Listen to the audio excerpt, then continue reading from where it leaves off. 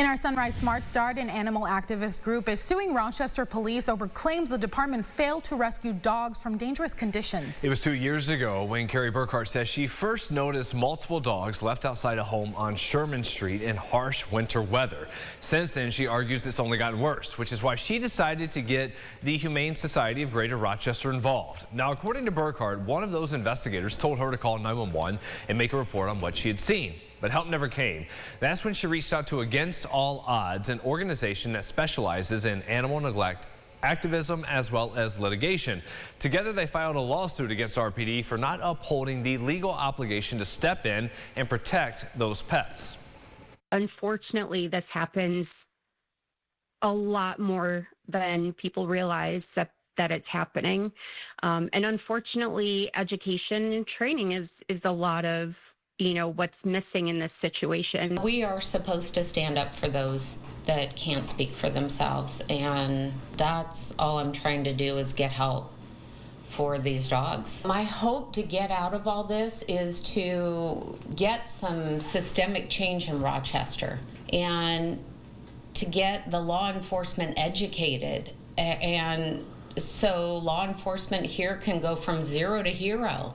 Lollipop Farm is another group we know that investigates similar cases around the area, and while staff there did not comment on this specific story, they did share each case is assessed one by one as circumstances and legal thresholds can vary. A spokesperson for the city says they first got served with notice yesterday and no further comment yet. This case will go to court before a judge coming up March 11th.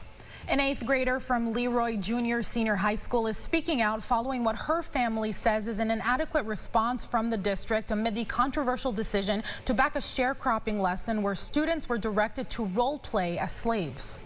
So the teacher passed out pretzels and the class was the slaves, and then the teacher was the slave owner.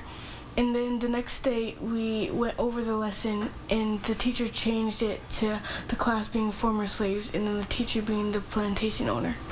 That is 13-year-old Jayana Young recounting her experience from her third period social studies class in September. She says she felt alienated from her peers.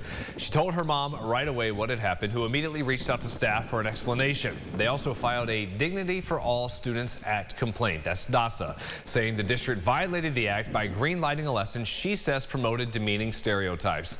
The district did run an investigation and concluded the exercise did not violate DASA. That's when the New York Civil Liberties Union stepped in.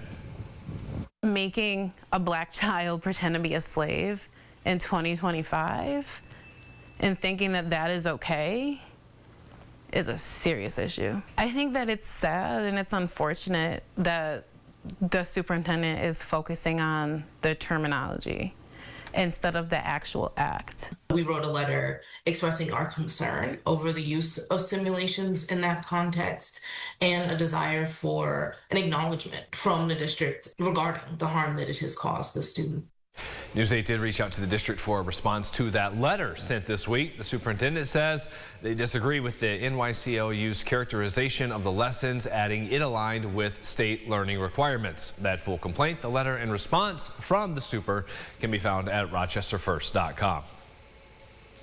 Looking ahead, trials for the 7 defendants in the Sam Nordquist murder case are expected to begin in September. No other specific dates have been announced, but the Ontario County DA's office says at least one trial is expected to begin in early fall.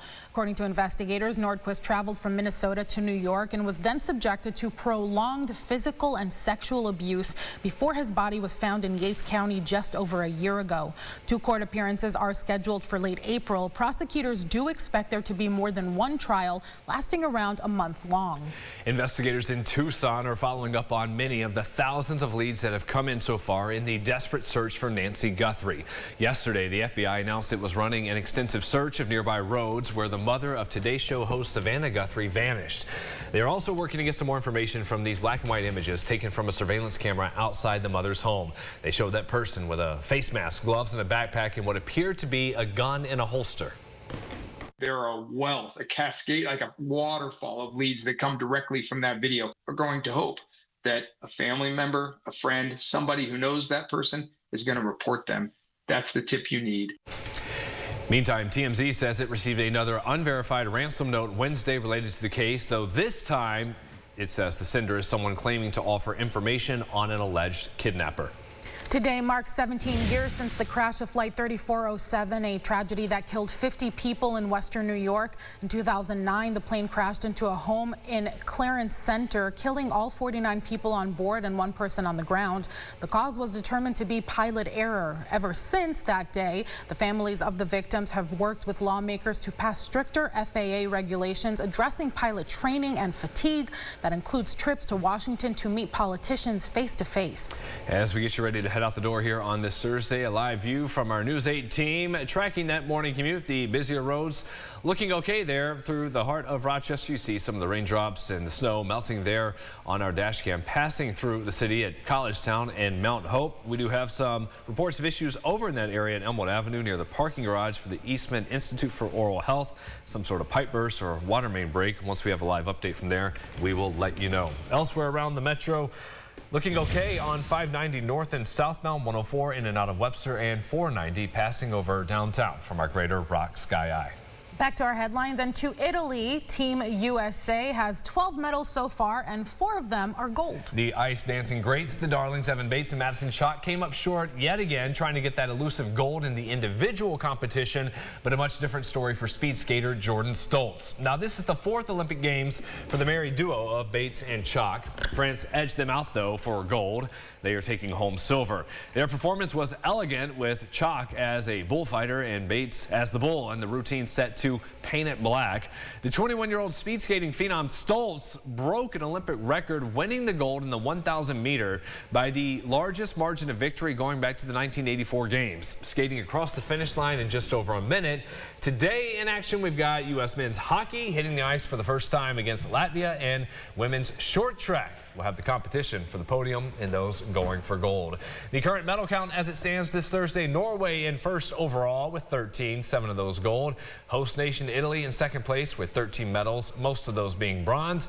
And the Americans trailing right behind in third, 4 gold, 6 silver, and 2 bronze there as well. All right, James, final check of that weather getting out on this Thursday. Yeah, still active with snow showers around. We do have a couple of inches already fell on the ground, and we'll get more throughout this morning. Add another maybe inch or so on top of what we have already gotten. Numbers firmly below freezing there. We'll go mostly cloudy for you tomorrow, and then you see those temperatures climb. By the weekend, we're back into the mid-30s there, and then potentially getting to 40 degrees going into next week. So nice to see that little bit of a warm up finally. We're not just one day. We'll be able to stack several days where high temperatures do break freezing. It will be messy as the slush is getting out there. Yeah, slowly starting to melt. Got more coming your way, as always, with our podcast. That is 9 to 9:30, Second Cup of Sunrise on the Rochester First streaming app and at the top of rochesterfirst.com. What do you have today? A couple of things. There was like a company-wide text message for RG&E customers yesterday that went out. It was like, watch out for your bills to come.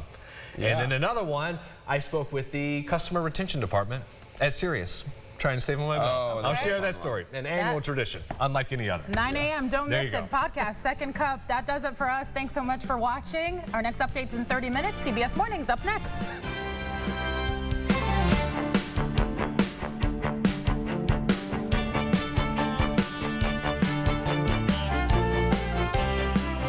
Follow News 8 wherever you are on rochesterfirst.com, Facebook, X, and on our app for news and weather.